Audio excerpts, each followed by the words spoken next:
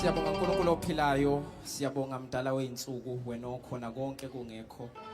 Konke kuvele ngezilapho ngaphandle kwakho akuzange kwavela lutho. Liyadala liyasekela liveza okungekho kube khona. Ngizwi lakho wabiza umhlaba phakathi kwamanzi, umhlaba thomileyo wavela, wabiza ilanga endaweni emnyama ngizwi lakho yavela. Siyakholwa namhlanje ukuthi izwi lakho sanamandla okwenza lokho egameni likaJesu. Hosanna to the highest, Hosanna to the King, Hosanna, Hosanna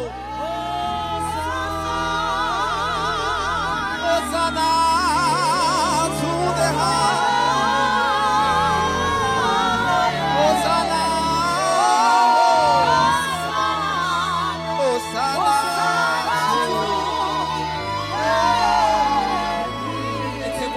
Singing Hosanna,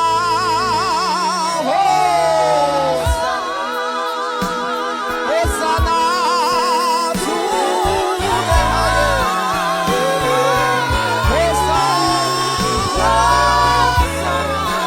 Hosanna, singing Hosanna,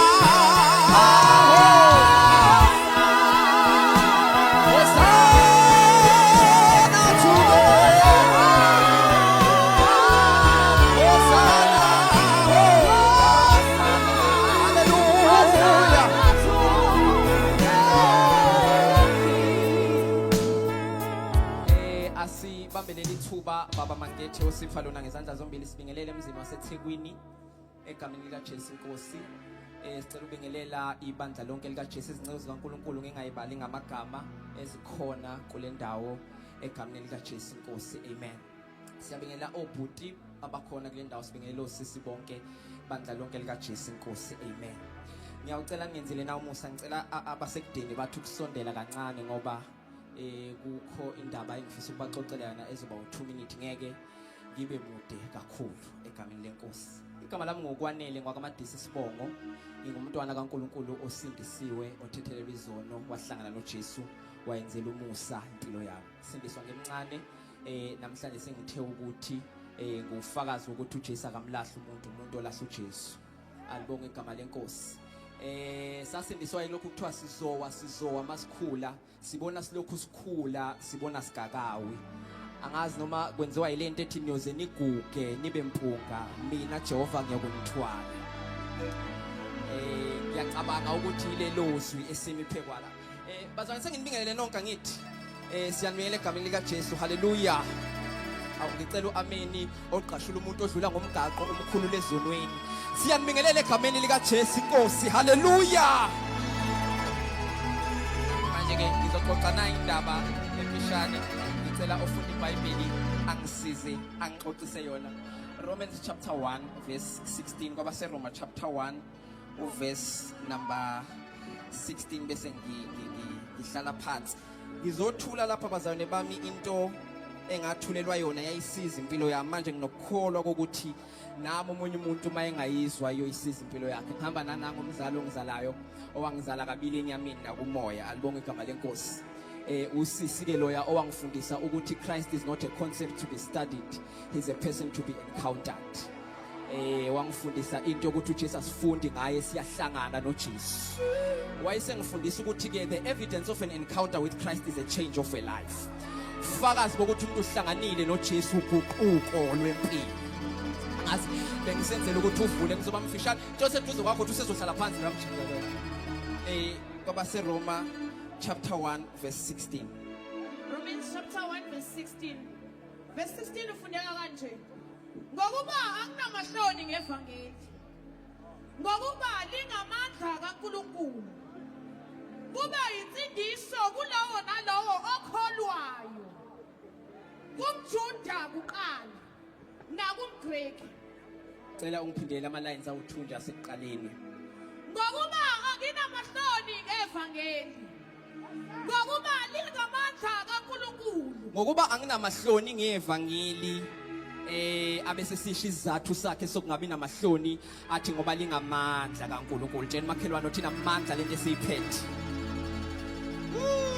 size uNkulunkulu kulindawo layilani ke bazali bami ngifuna ukusondeza nokude nansi indaba yami imfishane inje bazali bami ngizomemezela ngalento okuthiwa yivangeli sisho sonke sithi ivangeli the gospel ivangeli abafunde kahle iBhayibheli bathi leli gama elithi gospel lisho izindaba ezinhle the good news uma sifuna ukunderstand ivangeli ke bazali bami kuzomela sikhumbule ukuthi ivangeli aliqalanga eTestamentini elisha sanibona neThekwini ivangeli lambulwe eTestamentini elisha kodwa aliqalanga eTestamentini elisha masifuna ivangeli kuzomela sithathe ejeni sihlehle siyogenesis chapter number 3 konakela umuntu ekuyile edukelene noNkulunkulu elahlekile isono sithatha umuntu samsusa kuNkulunkulu qhamuka uNkulunkulu ntambama uzobheka umngane wakhe akade ehlala naye njalo mayimfika ufika umngane akekho ulahlekile ngoba njengoba ubona kubekwe lezi iphikha la khona olahlekela uJehova ezulwini akakwazanga ukuhlala abuke khona olahlekile akakwazanga ukuhlala enjoy indumiso yengelosi khona oshodayo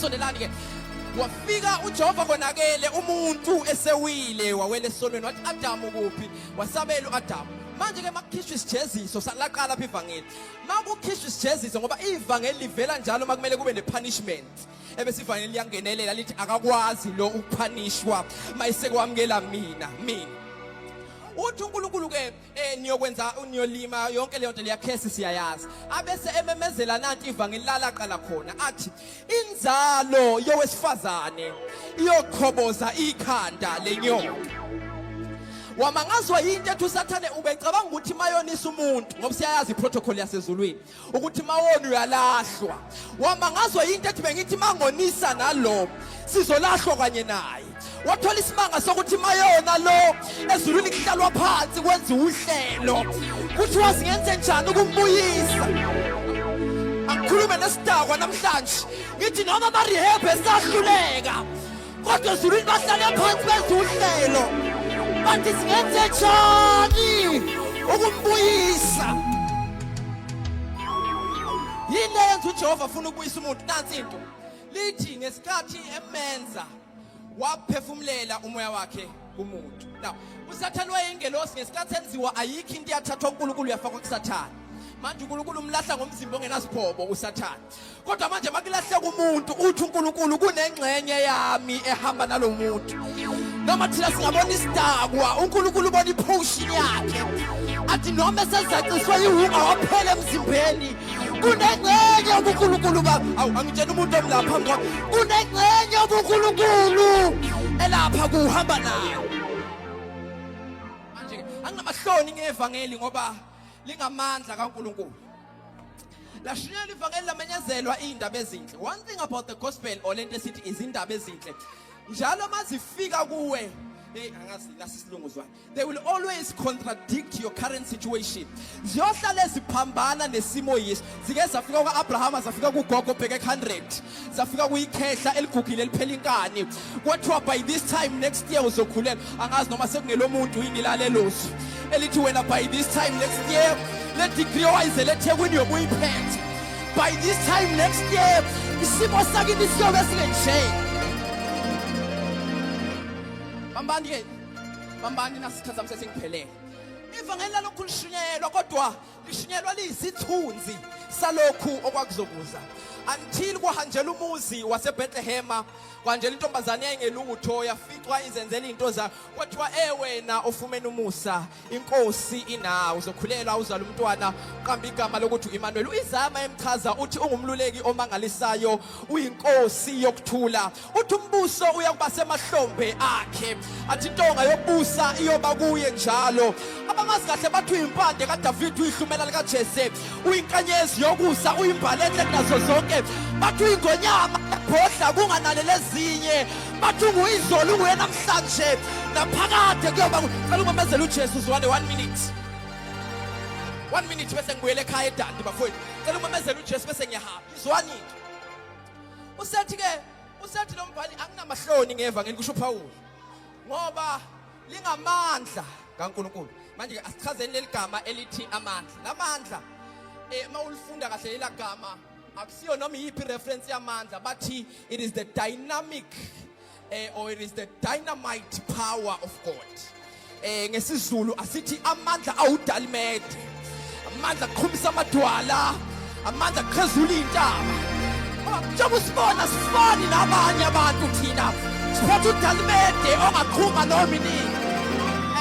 Yingakho siyangena ezimene ezifana nezabanye siphume singafani nabo ngoba siphethe dynamite power. Manje sizomemezela udalimede la into eqhazula isono sihlale eceleni, into esha utshwala buhlale eceleni, into efesha ubufebe emfaneni febe kuye one side umuntu ebuye one side.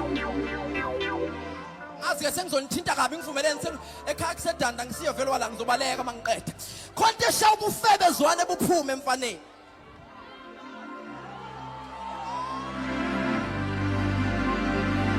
Khona esha utshwala niyadakwa nikhona. Khona esha utshwala uphume emntweni osindisiwe.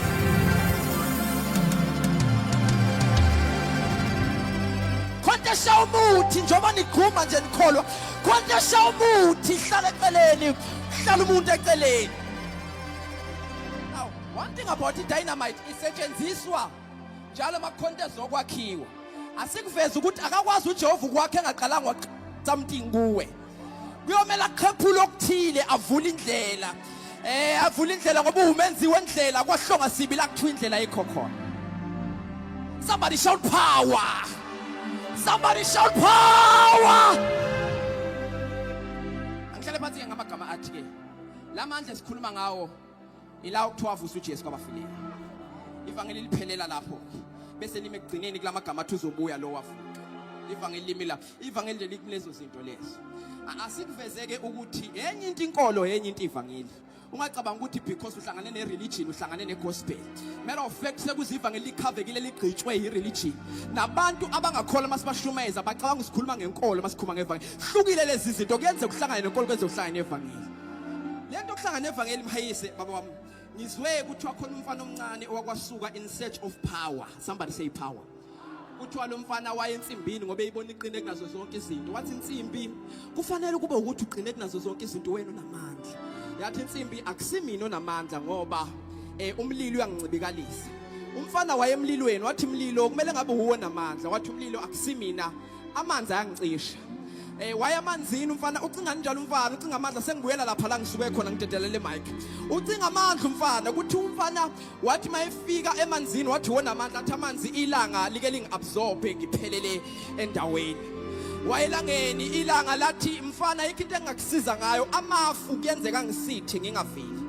Washona emafini umfana wathi mafu uwe sengithembe wena athi amafu moya nami uyangiphephetha. Washona emoyeni wathi umoya nami ngilokuvinjwa yintaba ngingakwazi ukudlula. Wathi mayifika entabeni yathi intaba lalela kamfana abantu banokusiqhezula abasivule phakathi akusithi nesi strong kunakho konke. Wayesethi mayifika kubantu wathi yini enamandla base bethi abantu lalela mfowethu nathi khonto enamandla phekwethu igama la ukufa. Siyafa sonke noma sinamandla kangakanani. Lalela ke yaqala la indaba sondelana. Indaba iqala umfana mayisefika ekufeni wathi kufa kuthiwe ngifike emphela nkani. Kuthi ukufa kwasimayela kancane kwambuka umfana. Kwathi for years and centuries bekuyimina onamandla kunabo bonke.